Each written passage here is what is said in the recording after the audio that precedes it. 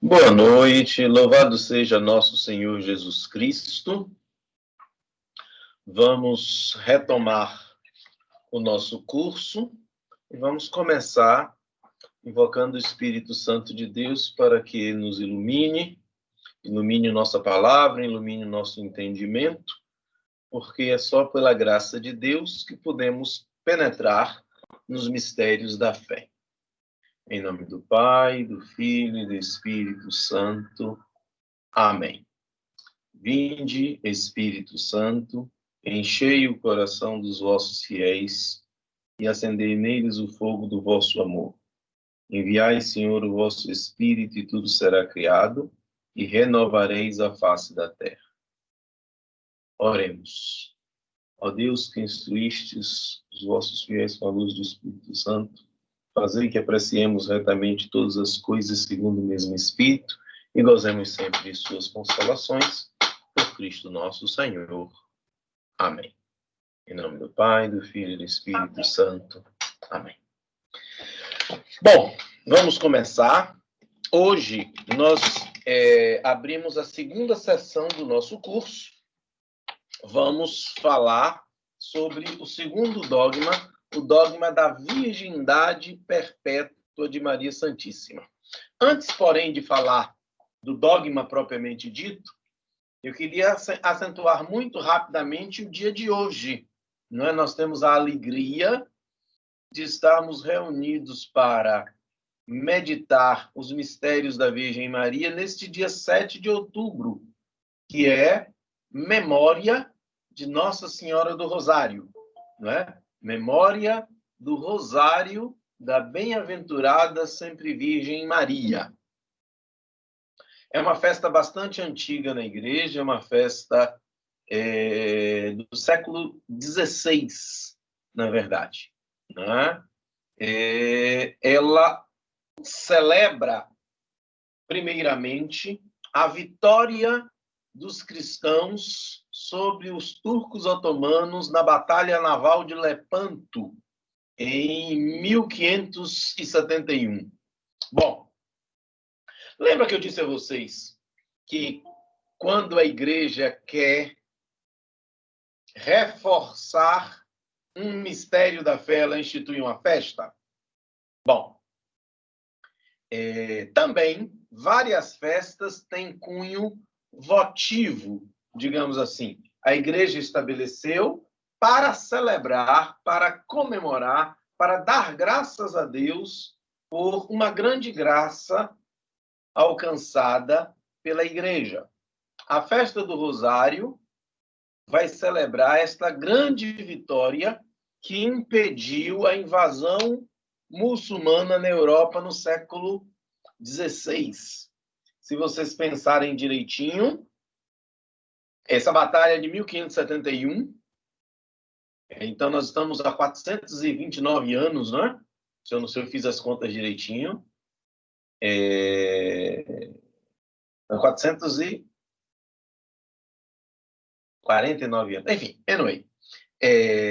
Bom,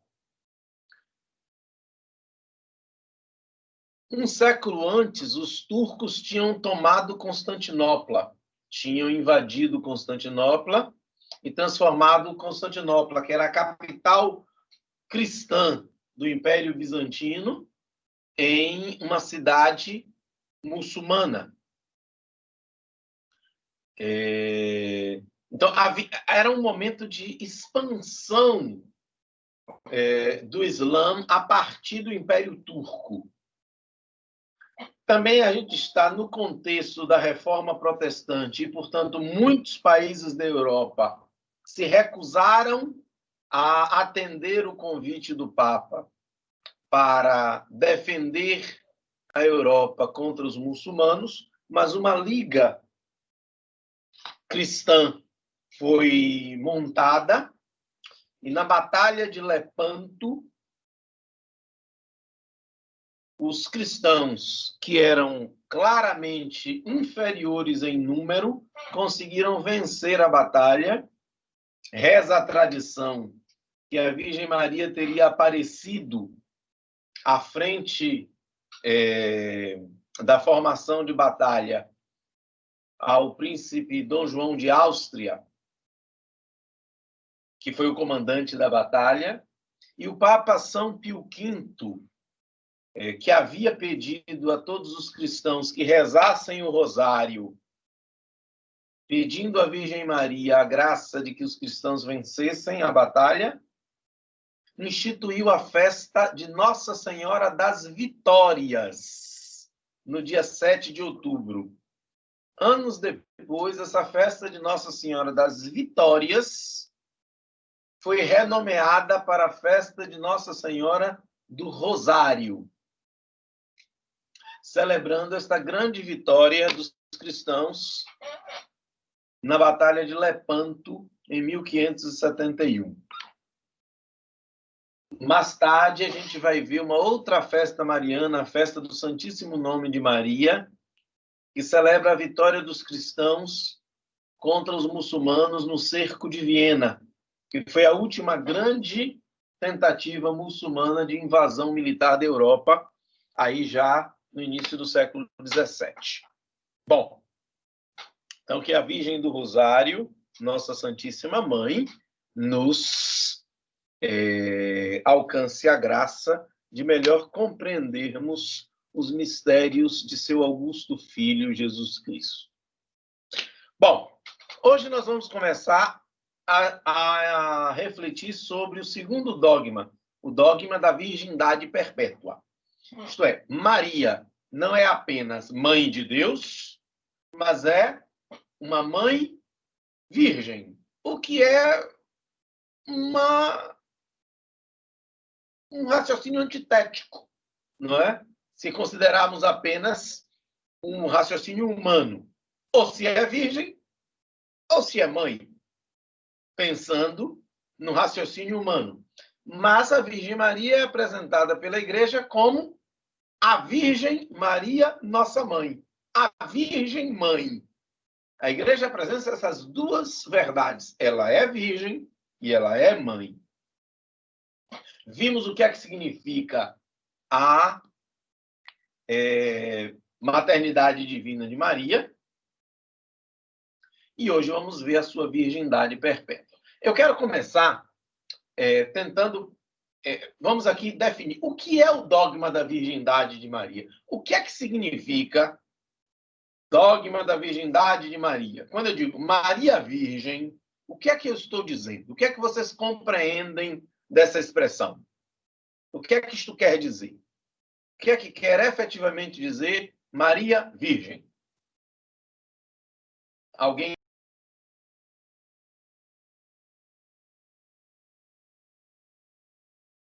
Ela foi tocada, né?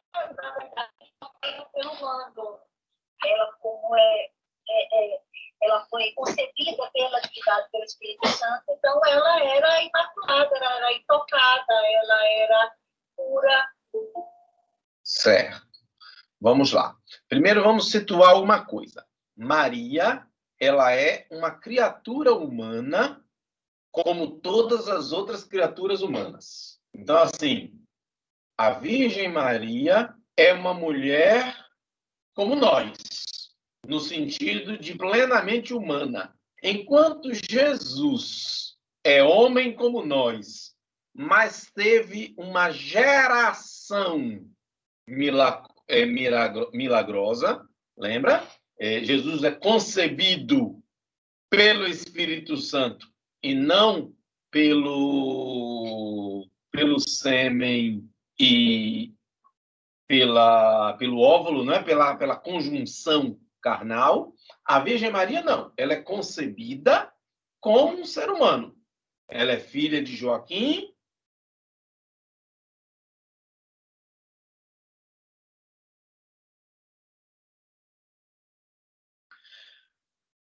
Bom, alinhado isso, de fato, ser virgem significa não ter sido tocada por homem. Mas o que mais? Exatamente o que é que significa quando nós queremos dizer Maria Virgem? Como é que nós formularíamos isso? A Igreja tem uma expressão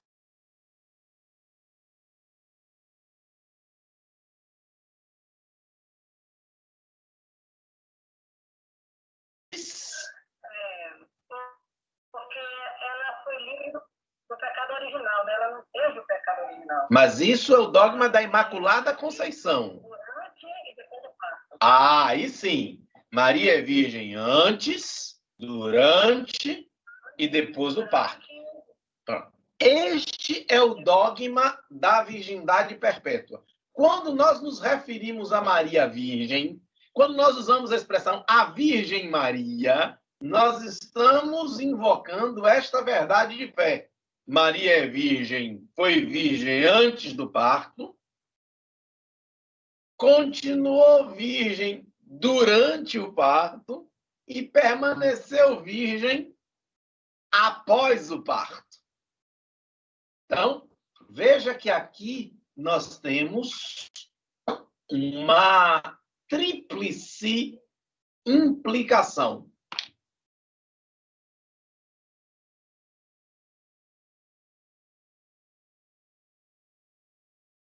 Teve relação sexual antes do parto. Isto é, antes de conceber e dar à luz a Jesus Cristo, ela não conheceu homem algum. Depois de ter dado à luz a Jesus Cristo, ela continuou virgem. Isto é, não conheceu homem algum. O seu casamento com José era um casamento perfeito, mas na castidade, na continência. E, em terceiro lugar, ela é virgem durante o parto. Isto é, o parto de Jesus é um parto virginal. Bom, esta é a verdade de fé. Né? Esta é a verdade de fé. Esta verdade da virgindade de Maria, nós a expressamos por uma fórmula que a gente às vezes fala sem nem prestar muita atenção, quando nós falamos da sempre Virgem Maria.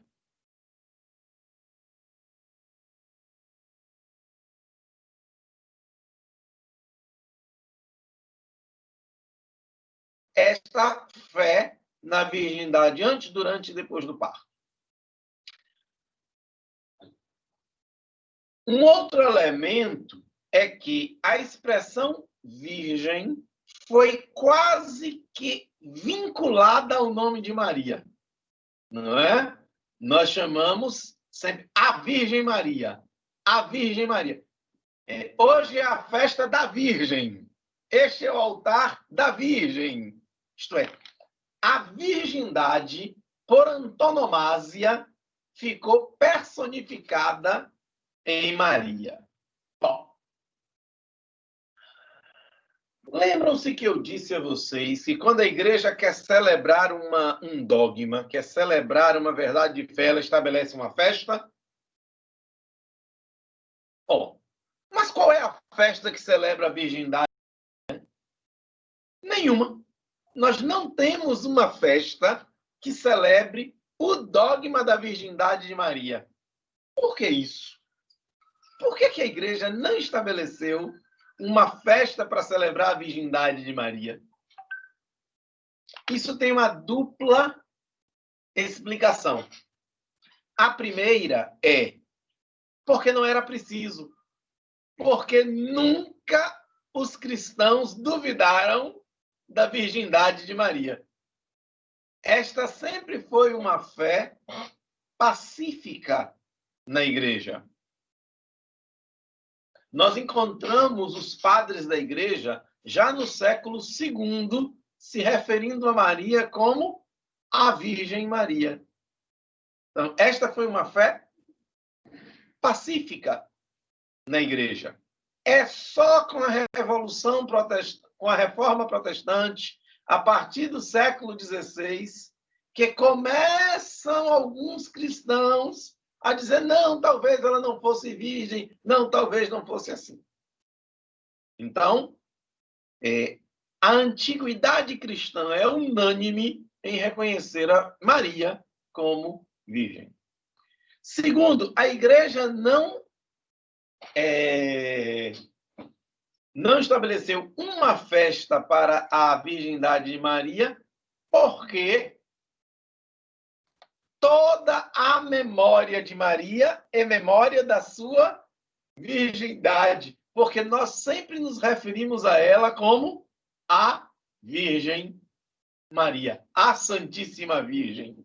Os outros títulos quase que são acréscimos, e Virgem é quase que o nome de Maria.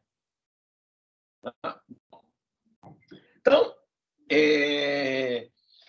fica claro que por virgindade perpétua entende-se Maria foi virgem antes, durante e depois do parto. Esta é a fé da Igreja.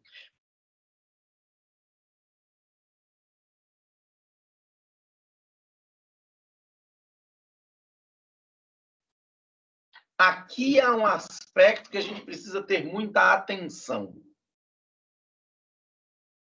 Nós vivemos um tempo em que os mistérios de Deus são negados porque o homem tem dificuldade de aceitar aquilo que lhe foge à compreensão. Então, a gente vai ouvir muita gente falar a virgindade de Maria é uma virgindade metafórica, é uma metáfora, é uma virgindade do coração. A Igreja vai dizer, porém, que a virgindade de Maria é virgindade do corpo, virgindade da mente, virgindade da alma. O que é que isso quer dizer? Em primeiro lugar, é virgindade física, isto é, Maria não realizou o ato conjugal. Maria não realizou.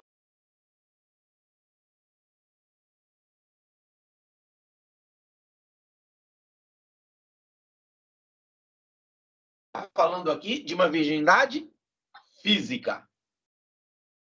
Mas está também falando de uma virgindade chamada virgindade da mente, ou virgindade do coração. Isto é, a Virgem Maria não perdeu aquela pureza virginal em seu coração.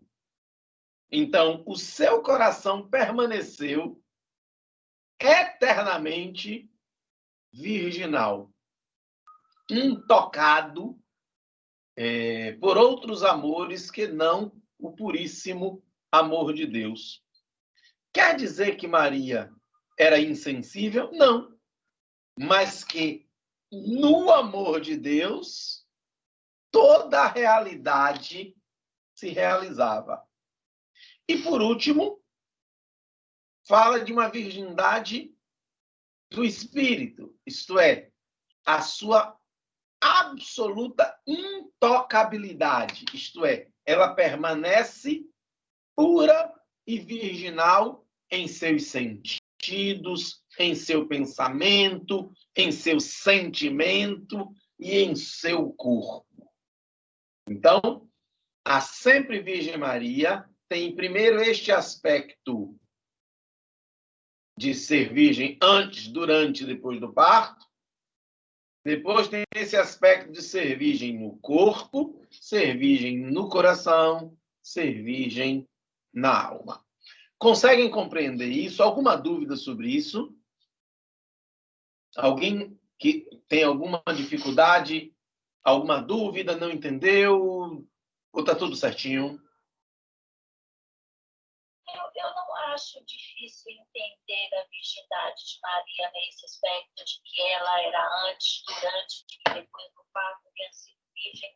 Agora, a Bíblia, quando aponta algumas passagens, tipo Jesus e o irmão dele, o irmão de Jesus, Tiago, os irmãos de Jesus foram com Maria, fica dando a entender, e aí acaba gerando, às vezes, essas dificuldades de interpretação de que Maria não teria permanecido após o nascimento de Jesus, que ela poderia ter coabitado, poderia ter tido filhos com José e tal, e ter tido uma família.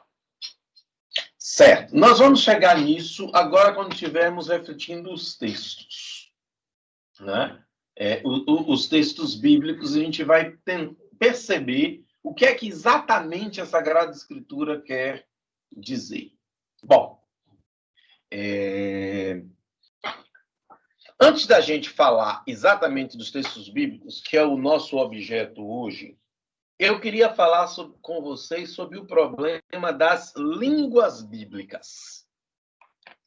E esse problema das línguas bíblicas será fundamental para a gente entender o que é que a Sagrada Escritura quer dizer quando usa determinadas expressões no texto sagrado. A Bíblia é escrita em 3 idiomas originalmente. Em hebraico, alguns pequenos trechos em aramaico e em grego. Se a gente tirar o aramaico, que são pequenos trechos, é muito pouca coisa comparado aos outros dois, nós podemos dizer que a Bíblia é escrita em hebraico e em grego.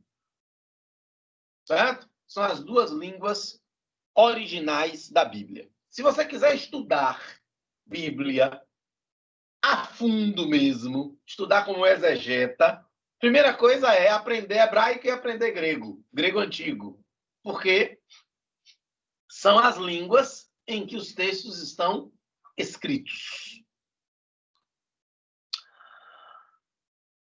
Obviamente, desculpe, não é obviamente, enfim, ninguém tem essa obrigação, mas todo o Novo Testamento foi escrito em grego, certo? Todo o Novo Testamento foi escrito em grego. Então, quando você pega um dos 27 livros do Novo Testamento, de olho fechado, você pode dizer: o original deste texto aqui é grego. Certo? O Antigo Testamento foi escrito em hebraico, uma pequena parte em aramaico, muito pequena, alguns fragmentos, e alguns trechos em grego.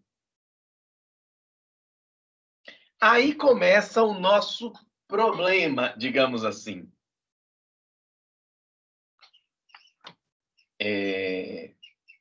Os textos do Antigo Testamento, não escritos em hebraico, isto é, escritos em grego, enfrentaram alguns problemas na comunidade judaica por volta do final do século I depois de Cristo.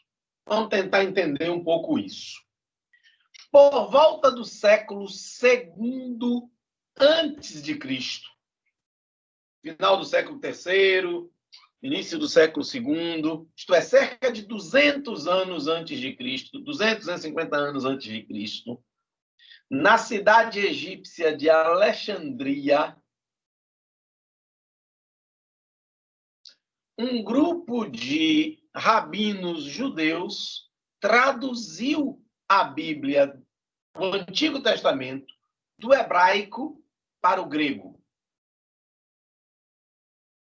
Essa tradução ficou conhecida como a Septuaginta, ou a Bíblia dos 70. Né?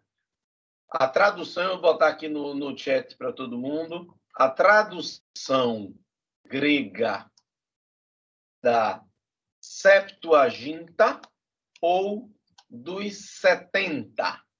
Você também encontra representada pelo numeral romano 70. Essa tradução grega da Bíblia do Antigo Testamento foi feita por quê?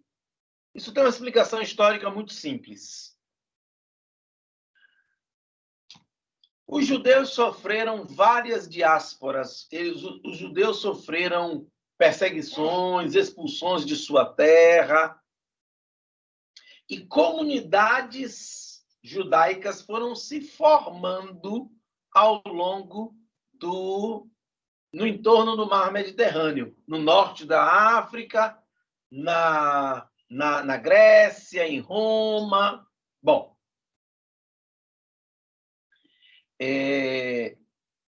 com o passar dos anos, principalmente depois do retorno dos judeus da Babilônia, a língua hebraica foi sendo esquecida.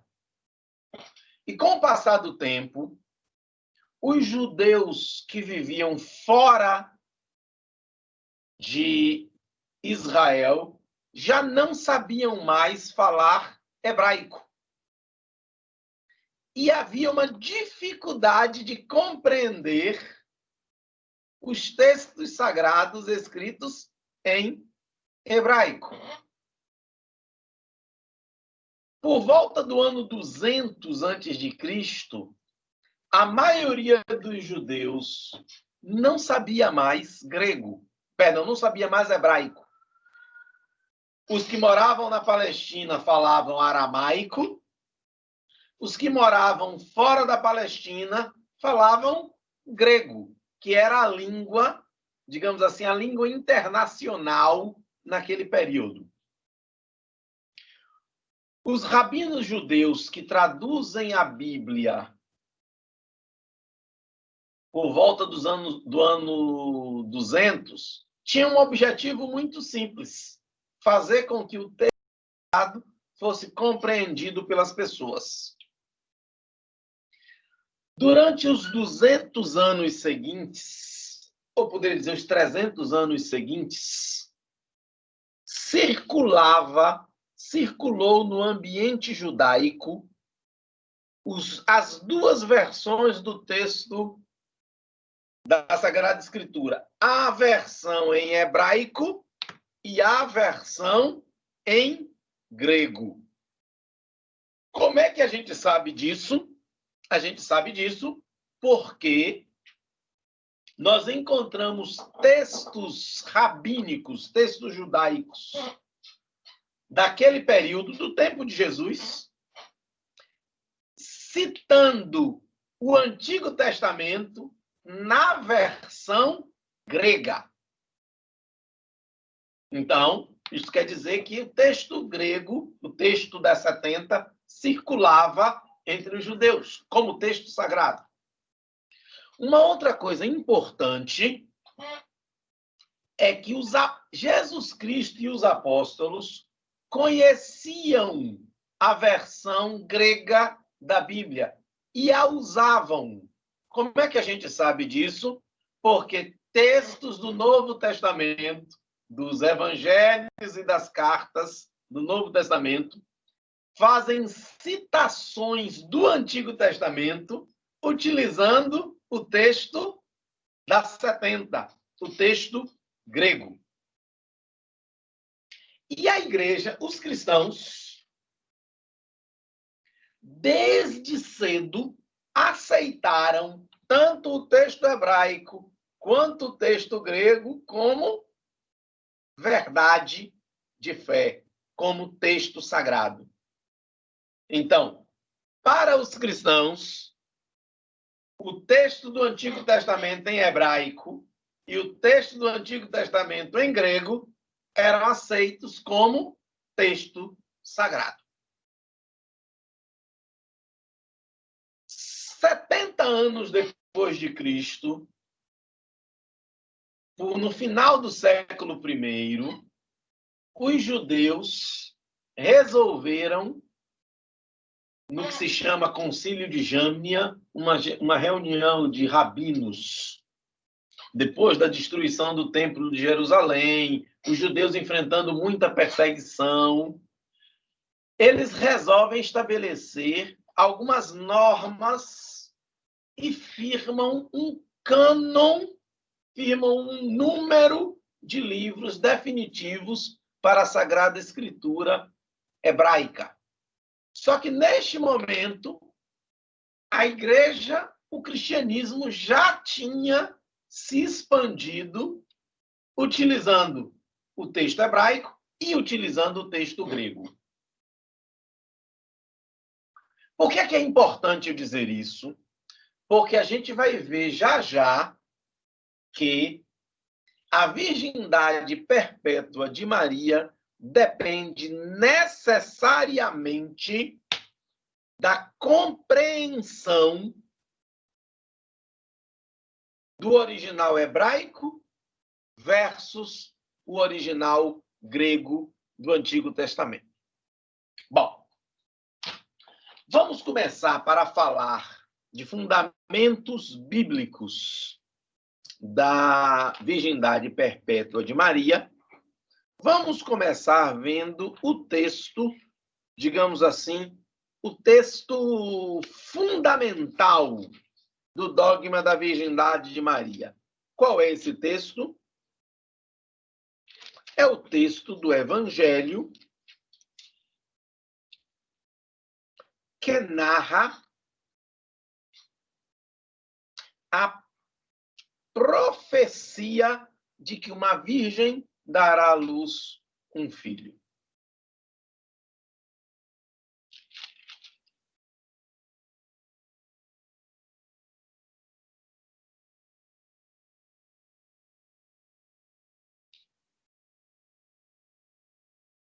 Nós estamos aqui, portanto,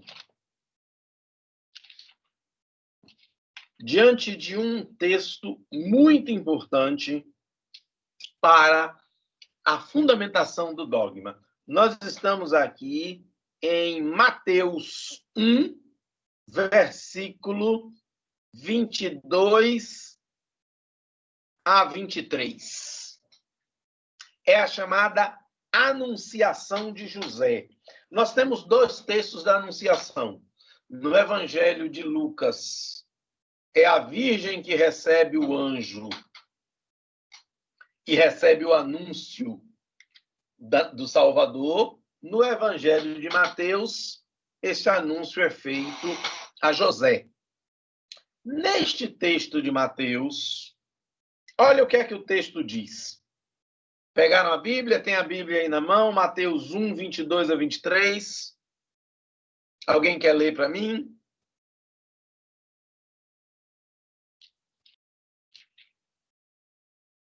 Alguém tem o texto aí na mão? Tudo isso aconteceu para que se cumprisse 22 a 23? Isso. Prossiga. Tudo isso aconteceu para que cumprisse o que foi dito da parte do Senhor pelo profeta que diz: eis que a virgem conceberá e dará à luz um filho, e ele será chamado pelo nome de Emanuel. Perfeito. Emanuel traduzido é Deus conosco. Isso. Repara, a Sagrada Escritura diz, tudo isso se cumpriu, tudo isso aconteceu para que se cumprisse o que o Senhor havia dito. Essa expressão, o que o Senhor havia dito, é uma expressão técnica na Sagrada Escritura que indica o oráculo, quer dizer, que indica a palavra do Senhor. Tá certo? Que indica a profecia. Profecia não é falar do futuro. Profecia é anunciar a palavra do Senhor. O profeta não é quem prevê o futuro. O profeta é quem anuncia a palavra do Senhor. É por isso que todos nós, pelo batismo, somos constituídos sacerdotes, profetas e reis. Onde é que está o nosso profetismo? Está em anunciar a palavra do Senhor. Né? Bom, este é o verdadeiro profetismo. Mas o que é que o Senhor havia dito? O texto do Evangelho diz: eis que a virgem conceberá e dará à luz um filho e chamarão pelo nome de Emanuel, que traduzido significa Deus conosco, Deus está conosco. O profeta, o evangelista Mateus, está citando literalmente Isaías 7,14. Esta é uma citação do livro do profeta Isaías.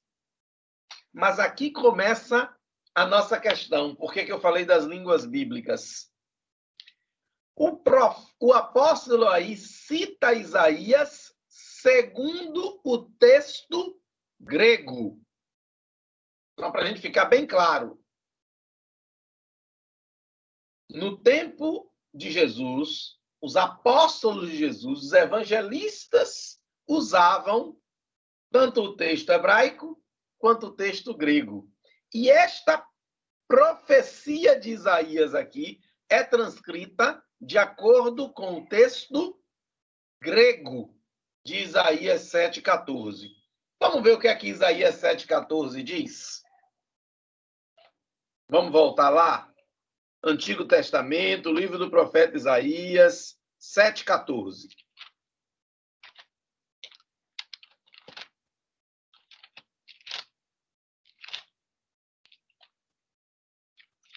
Isaías 7, versículo 14. O próprio Senhor vos dará um sinal. Eis que a jovem conceberá e dará um filho, e porá o nome Emanuel. Pronto.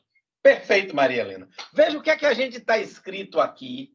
Eis que a jovem conceberá e dará à luz um filho e dar-lhe-á o nome de Emanuel. Vejam, qual é a diferença que nós temos aqui no texto? Claramente tem uma diferença aqui, não é? No texto de Mateus, o texto diz quem conceberá? A virgem. No texto de Isaías aqui, se diz quem conceberá? A jovem. Qual é o problema aqui? O problema aqui é vocabular. Veja. Este texto de Isaías que nós temos aqui, ele foi traduzido para o português a partir do hebraico. Enquanto o evangelista usa lá o texto grego. A palavra em hebraico para dizer virgem,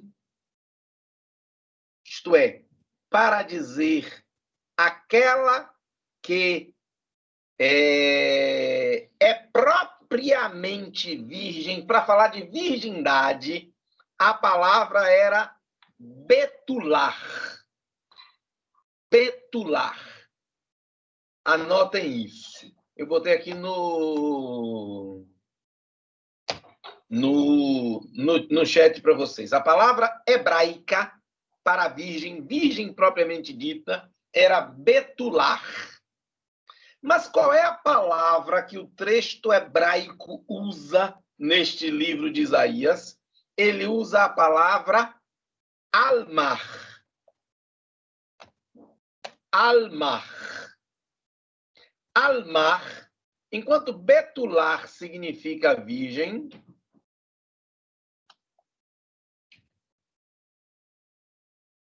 almar significa jovem apta a casar. Jovem apta a casar. Jovem, a gente poderia dizer assim, jovem púbere. Em Israel, as meninas nessa época casavam muito jovens. O casamento era feito por volta dos 13 anos. As meninas eram dadas em casamento por volta de 13 anos. 12, 13 anos. Era a época em que as meninas se casavam em Israel nesta época. Então, esta jovem apta a se casar, o hebraico chamava de almar. Ora, a almar era virgem? Sim. Mas uma menina que não era mais virgem continuava sendo chamada de almar? Sim. Então, a palavra almar significa virgem, mas não apenas. Aí alguém pode me dizer, então, Emanuel, o texto de Isaías não quer dizer que é uma virgem. Correto? Aí é que começa a nossa questão. Como é que o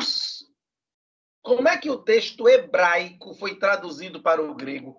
Qual é a palavra em grego que traduz Almar, aí em Isaías, o texto grego traduz por Parthenos.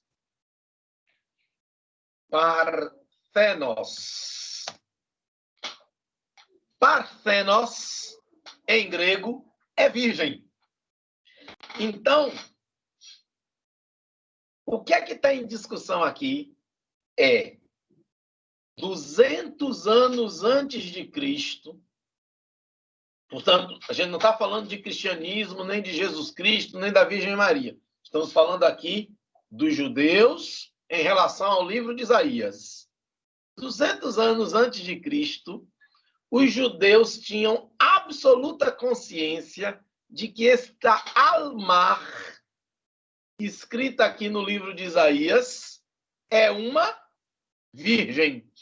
Tinham tanta consciência que eles traduziram a palavra Almar por Parthenos, que é virgem em grego. Vou repetir, Keila. Isso é muito importante. A gente precisa entender isso com muita clareza, porque a fé é aliada da razão. A nossa fé, ela não é irracional. E a igreja, com muita tranquilidade, se auxilia das ciências em defesa da fé.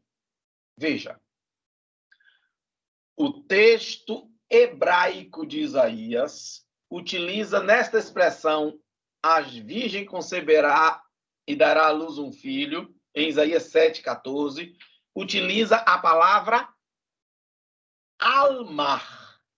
Por isso, a melhor tradução que a gente usa aqui em português será a jovem conceberá e dará à luz um filho. A mocinha conceberá e dará à luz um filho. Entende? Então, para a gente ser bem verdadeiro, o texto de Isaías usa a palavra virgem. No hebraico, não. Usa a palavra jovem, mocinha, que em hebraico é Almar.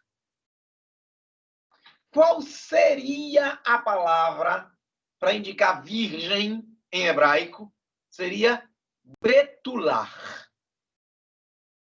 E o texto de Isaías não usa betular, usa Almar, a jovem.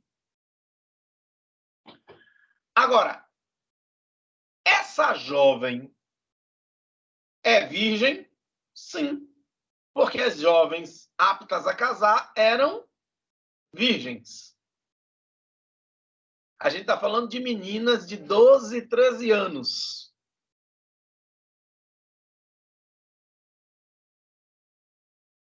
Os judeus, 300 anos antes de Cristo, tinham tanta consciência de que a jovem, aí no texto de Isaías, é uma virgem, que na hora de traduzir para o grego, qual é a palavra que eles escolhem? Eles escolhem a palavra Parthenos.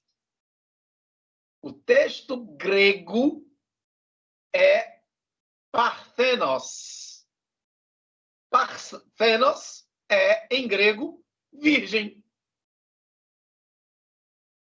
Tanto que o apóstolo Mateus, lá no Evangelho, quando escreve seu Evangelho e cita a profecia de Isaías 14, como é que ele cita? A virgem conceberá e dará à luz um filho. E nós? Porque os evangelhos são em grego. Por que é importante a gente entender isso? Porque quando a gente encontrar um protestante dizendo assim, olha, no texto de Isaías não diz que é uma virgem. É verdade. O texto de Isaías fala a jovem. Só que esta jovem, Almar, era virgem. Tanto era virgem que a tradução dos judeus 300 anos antes de Cristo, utiliza a palavra grega parthenos. E mais importante, o apóstolo Mateus, o evangelista Mateus, ao escrever, cita o texto grego da Bíblia e utiliza a palavra virgem. Alguém pode dizer, Emanuel, mas a palavra de Deus original é em hebraico, não é em grego. Se você disser isso, deixe de ser cristão.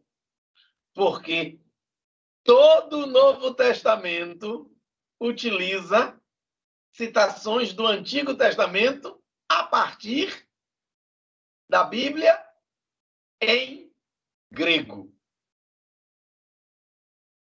Toda a patrística, todos os pais da igreja, os santos padres, utilizam a Bíblia em grego. E a igreja sempre aceitou como igualmente revelada a tradução, a versão hebraica e a versão grega. Então, uma outra coisa que a gente precisa também dizer com muita verdade é que esta profecia de Isaías, originalmente, não se refere ao Filho de Deus, a Jesus Cristo, mas se refere ao filho de Acás, ao rei Josias. Porque uma profecia fala sempre do presente. Mas como a palavra de Deus é perene, ela lança seus efeitos também para o futuro. O que está em discussão aqui no livro de Isaías é a continuidade da casa de Davi, a continuidade da dinastia davídica. Na verdade, o rei Acás não tinha filho e, morrendo, acabaria a dinastia davídica. E aí você diz, qual é o problema de acabar a dinastia davídica? O problema é que Deus tinha prometido a Davi que teu descendente se sentará no trono de Israel para sempre. Então, acabar a dinastia davídica significava dizer que a promessa de Deus falhou. E o profeta aqui, ele vai dizer, pois sabei que o Senhor mesmo vos dará um sinal. A jovem está grávida e dará à luz um filho e dar-lhe-á o nome de Emanuel. Deus está conosco. Quer dizer, Deus cumpriu a sua promessa. O apóstolo Mateus vê em Jesus Cristo o verdadeiro herdeiro de Davi, aquele que eterniza de fato, num reino sem fim, a dinastia davídica. Aquele que realiza verdadeiramente a profecia de que o reino de Davi não terá fim. Não terá fim porque o seu descendente é Jesus Cristo. Porque o seu descendente é o Senhor. O apóstolo está tão consciente desta leitura da profecia de Isaías que ele a repete na narrativa da chamada Anunciação de José. Bom, então, o primeiro fundamento bíblico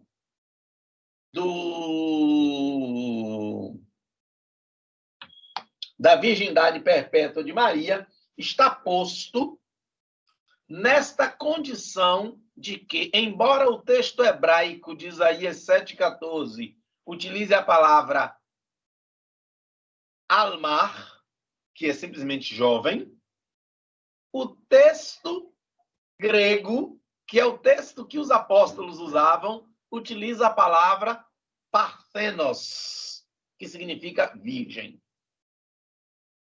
Isso mesmo, Keila. Lucas também usa a palavra virgem, que significa, e usa a palavra parthenos. Todos usam a mesma palavra grega, que significa virgem. O que deixa claro que a compreensão dos apóstolos era de que Maria era virgem. Certo? Bom. Temos uma outra questão aqui em Mateus 18 a 25. Continuamos aqui no texto da Anunciação. Mateus 18 a 25.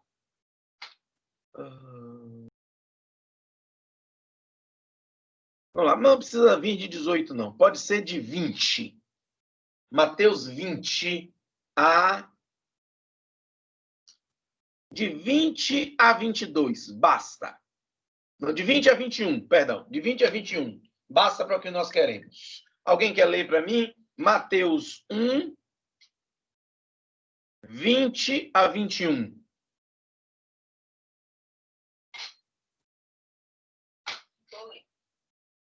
Leia. Enquanto assim nesse dia, eis que o anjo do Senhor manifestou-se a ele em sonho, dizendo: José, filho de Davi, não temas receber Maria, tua mulher, pois que nela foi gerado o mãe do Espírito Santo. Ela dará à luz a um filho e tu o chamarás com o nome de Jesus, pois dele salvará o seu povo dos seus pecados. Perfeito, perfeito, Keila. Veja, aqui a gente tem a importância do verbo gerar e do verbo dar à luz. O texto grego diz: José, filho de Davi, não temas receber Maria, tua mulher, pois o que nela foi gerado. O que nela foi gerado. O verbo que se usa aí é o verbo genao. Deixa eu escrever aqui. Verbo gerar. Genao. Botei aqui no chat para vocês. O verbo genao. Ora, genao, que aí é usado na voz passiva, o que nela foi gerado, significa gerar a partir do homem. Gerar a partir do movimento masculino. Na concepção hebraica e também grega, quem gera é o homem. É para que isso é diferente de como nós compreendemos com a biologia hoje. A gente entende que o homem com o espermatozoide, ele fecunda o óvulo, né? Mas a geração se dá na mulher. Né? A mentalidade antiga entendia que era o homem que gerava. Né? O verbo genao significa gerar como ação masculina. Veja, como é que o apóstolo diz? Repara que mais acima, quando o evangelho de Lucas começa, de Mateus começa, lê aí Mateus 1, 1 a 2.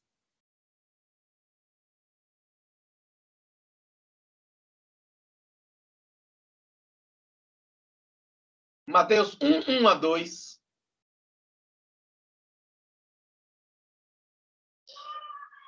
Livro da origem de Jesus Cristo, filho de Davi, filho de Abraão. Abraão gerou Isaac, Isaac gerou Jacó, Jacó gerou Judá e seus irmãos. Pronto, e aí segue. Repara o que é que o texto diz. Abraão gerou Isaac. Isaac gerou Jacó. Jacó gerou Judá. Homem gerando homem. Repara, por quê? Porque o verbo genao significa gerar, isto é, significa o homem gerar, o homem dar a vida. É por isso que no anúncio aqui em Mateus 1:21, perdão, 1:20, se diz: José, filho de Davi, não temas receber Maria, pois o que nela foi gerado. Quer dizer, não se usa o verbo, não diz o que ela gerou, porque a mulher não gera nessa concepção, entende? Quem gera é o homem. Só que a geração em Maria não teve participação de homem. Portanto, se diz o que nela foi gerado. Foi gerado por quem? Pelo Espírito Santo. Repara que em Mateus 1, você começa: Abraão gerou Jacó, Abraão gerou Isaac, Isaac gerou Jacó, Jacó gerou Judá, e você vai, não é? Se você chegar em Mateus 1:16, lê Mateus 1:16 para mim.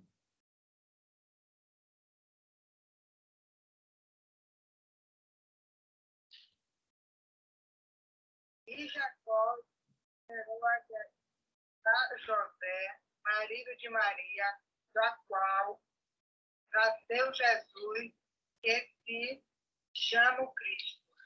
Percebe? Jacó gerou José. Genau. José, que é esposo de Maria, da qual nasceu Jesus. Não se vai dizer nem Maria gerou Jesus, porque gerar é o ato masculino, e nem vai dizer José gerou Jesus, porque José não participou da concepção de Jesus. Percebe? A virgindade de Maria está aqui manifestada na utilização do verbo genau. Para ela é usado na voz passiva para dizer foi gerado nela, mas não por um homem.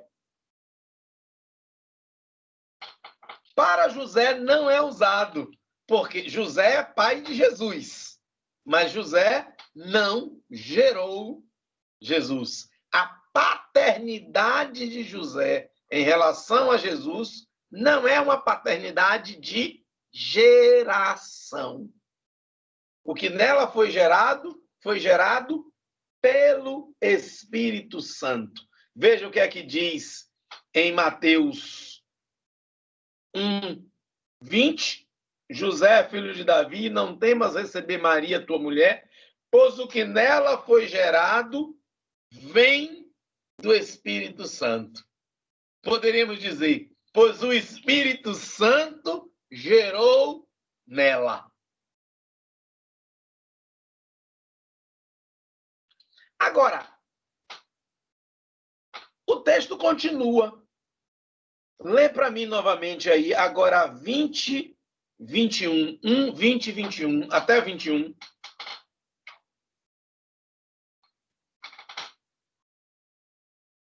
Mas no que lhe veio esse pensamento, apareceu-lhe um anjo do Senhor, que lhe disse: José, filho de Davi, não tenhas receio de receber Maria, tua esposa, porque nela foi gerado, vem do Espírito Santo. Ela dará à luz um filho, e tu lhe porás o nome de Jesus, pois ele vai salvar o seu povo dos seus pecados. Repara aqui, o que nela foi gerado, voz passiva, porque ela é mulher, não gera, quem gera é o homem, nessa concepção bíblica. Mas o verbo seguinte é voz ativa. Ela dará luz. Em grego é o verbo tikto. Dar à luz é o ato da mulher. Gerar é o ato do homem, na concepção antiga. Então, ela dá à luz. Isto é, ela é plenamente mãe. Mas nela é gerado do Espírito Santo. Ela é verdadeiramente virgem. A voz passiva no verbo genau, sem um homem que gere, indica que não há participação de homem. Nela há virgindade. A voz ativa em dar à luz indica que ela é verdadeiramente mãe. Ora, conseguem compreender o que é que está em discussão aqui? Está em discussão aqui a divindade de Jesus. Veja, o que é que interessa no dogma da virgindade perpétua de Maria? Interessa que Jesus é Deus. Por que Maria precisava ser virgem antes e continuar virgem depois? Para que ficasse claro que isto que nasceu dela não é gerado por homem. Que isso que nasceu dela é gerado do Espírito Santo. A virgindade perpétua de Maria é o atestado da divindade de Jesus. Quando eu me refiro a Maria como a Santíssima Virgem, a sempre Virgem, eu estou falando mais de Jesus do que de Maria. Quando eu nego a virgindade de Maria, eu estou pondo em dúvidas não a santidade de Maria, mas sim a divindade de Jesus. É preciso ter essa clareza, até para a gente não achar que Maria é santíssima porque era virgem. E as mulheres casadas são menos santas porque são casadas. De forma alguma. Primeiro aí é preciso entender, e eu me encaminho para terminar por causa do horário. Desculpem, esse é um tema muito delicado. Primeiro é preciso entender que a vida matrimonial em si não é pecado, não é indigna e não é menor. Isto é, a santidade pode ser vivida plenamente na virgindade e no matrimônio. E não há pecado em si no ato sexual e no matrimônio. Então, o fato da Virgem Maria não ter conhecido o ato sexual não é isto que faz dela santíssima. Percebe? Como se no ato sexual houvesse algo intrinsecamente pecaminoso. E que por mais que ele esteja envolvido no sacramento do matrimônio, no amor dos esposos, há algo de pecado nele. Como se Deus que nos criou tivesse criado algo em nós essencialmente pecaminoso. Não é verdade. Agora, por que a Virgem Santíssima não conhece a relação carnal? Porque o que está em jogo aí é a origem divina de Jesus. Por último, eu queria chamar a atenção a algo que Sandra trouxe quando ela fala de os irmãos de Jesus. Os irmãos de Jesus é uma outra questão linguística muito fácil da gente responder e que, infelizmente, alguns protestantes ficam se pegando com isso. E são sempre os que não estudaram as línguas bíblicas. Os protestantes mais instruídos, que estudaram as línguas bíblicas, e existem irmãos protestantes muito instruídos, eles não dizem essa bobagem. A língua hebraica é uma língua pobre. A língua hebraica era uma língua pobre. E ela utilizava a palavra irmão para designar toda a parentela. Então, a gente vai encontrar no Antigo Testamento, no livro de Gênesis, Ló sendo chamado de irmão de Abraão. Ló, na verdade, é sobrinho. Quando você vai ver, quando você arruma os personagens bíblicos numa árvore genealógica, fica claro que Ló é sobrinho de Abraão. Por que ele é apresentado como irmão de Abraão? Porque para a mentalidade antiga, você tem pai, mãe, filhos. E o resto são irmãs, são irmãos.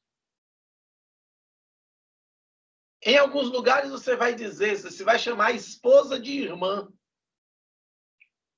É porque ele casou com a irmã, incesto? Não. É a ideia de que os aparentados são todos irmãos. Então, a expressão os irmãos de Jesus seria melhor traduzida para a gente compreender como os parentes de Jesus. Não há aí na expressão irmão a noção que nós temos de irmão, que é diferente de sobrinho, que é diferente de primo, que é diferente de cunhado.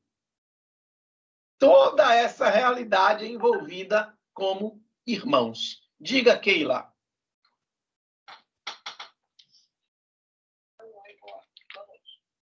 Aproveitando essas coisas linguísticas, você questão linguística, é porque em Lucas, né, Isabel é apresentada como uma parenta de Maria. Esse termo parenta aí indica o que é, mais ou menos, porque a gente tem o hábito de dizer que ela era prima, né, de Maria. Mas no texto ele nos fala que ela é parenta. Isso fala da imprecisão, Keila, da imprecisão da língua hebraica para indicar as relações de parentesco. Aqui nós falaríamos de primo de primeiro grau, de primo de segundo grau, de cunhado, concunhado, nora, genro. No ambiente semita, o que nós temos são os parentes. Os parentes podem ser chamados também os irmãos. Então, para a gente precisar o parentesco de Maria com Isabel, a gente precisa recorrer a fontes não bíblicas. Fontes não bíblicas vão nos dar essa relação de Isabel, de Zacarias com José e Maria. Mas o texto bíblico, se nós ficarmos no texto bíblico, a gente não tem como precisar este parentesco. Agora, irmão não significa apenas irmão, filho do mesmo pai, filho da mesma mãe. Irmão significa o parente. Então, Maria poderia ter outros filhos? Poderia. Isto faria dela menos santa? Não. Isto diminuiria em alguma forma, em alguma coisa a sua imaculada santidade? Não. Agora, o que é que está em discussão? Está em discussão que uma mulher virgem e que continuou sempre virgem deu à luz a um filho. E este filho, portanto, foi gerado nela, Genaua, mas foi gerado sem homem. E a prova de que ele foi gerado sem homem é que ela continua virgem. A virgindade perpétua de Maria, repito, é testemunho da divindade de Jesus. Desculpem estar avançando no horário, porque essa temática nos obrigava a tocar em algumas questões linguísticas e tomaram o nosso tempo. No nosso próximo encontro de quarta-feira, para não avançar muito, eu vou ainda tratar de 2 textos bíblicos e passar a apresentar o fundamento teológico, isto é, a patrística, como elaborou esta fé na virgindade perpétua de Maria. Mas queria dizer que podemos, com tranquilidade, confiados no texto bíblico, afirmar com toda alegria que Maria é sempre virgem. Virgem antes do parto, virgem durante o parto, virgem depois do parto. Virgem na sua integridade física, virgem no coração, virgem na mente, virgem no espírito. Alguma questão, gente? Vocês querem levantar alguma questão, alguma dúvida? Alguma coisa que ficou confuso para algum de vocês? Irmão Tomás? Diga. E na cruz, Jesus Cristo no Calvário também disse a João, né? E daria a mãe dele. Se tivesse irmãos mesmo, daria ao irmão, não daria ao mesmo? Esta é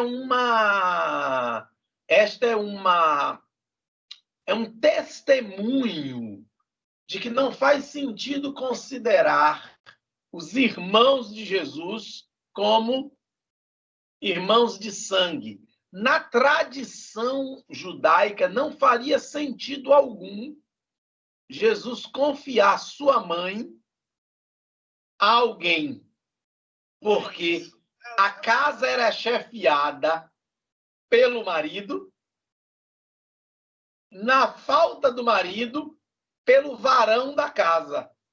Se Jesus era o filho mais velho e ele tinha irmãos mais novos, necessariamente Maria ficaria sob a guarda de seu irmão, do irmão de Jesus.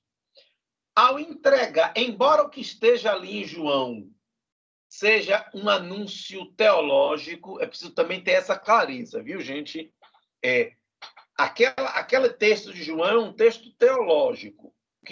O que Jesus está ali entregando é Maria como mãe à igreja. João ali representa a igreja. Mas, sim, se a gente quiser fazer uma leitura literal, a entrega de Jesus, a entrega de Maria a João e não ao seu, entre aspas, irmão, esclarece também essa questão. Mas me parece que o ponto principal é a gente entender que irmão, na Sagrada Escritura, na língua hebraica, não tem essa dimensão estrita de filho do mesmo pai, filho da mesma mãe, né? Quer dizer, na verdade, parente, né? Quer dizer, na verdade, o primo pode ser chamado de irmão, o sobrinho, o tio, enfim. Muita gente também confunde com os filhos de Maria de Cleófas. Aí as pessoas que não têm muito conhecimento começam a misturar. Aí começa, na verdade, uma incompreensão do texto, né? Uma incompreensão do texto. Ok, certo. Obrigado. Nada, meu irmão. Alguma outra questão, gente? Engraçado, só um comentário aleatório, vai ser no futuro, né? Porque hoje em dia a gente tem muito hábito, vários termos para chamar meu brother, meu irmão, meu parceiro, não sei o que. Imagina no futuro, quando alguém for ler um da nossa época. Vai ficar bem confuso.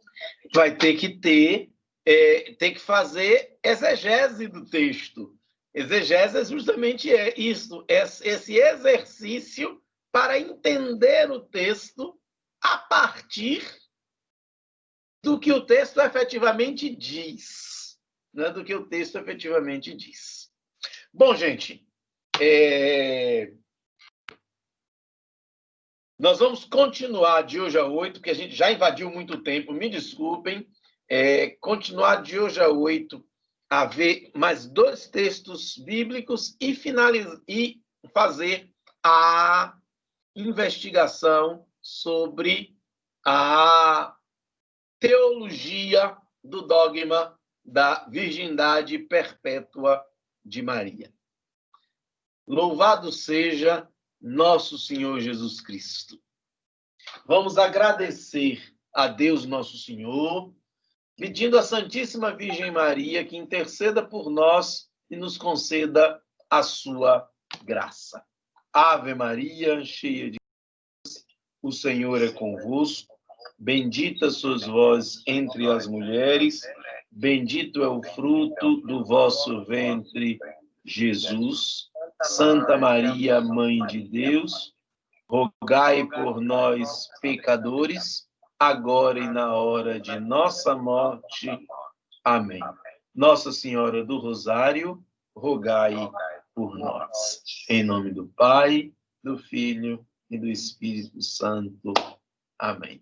Que a Santíssima Virgem nos abençoe, nos dê uma noite santa e nos conduza à vida eterna.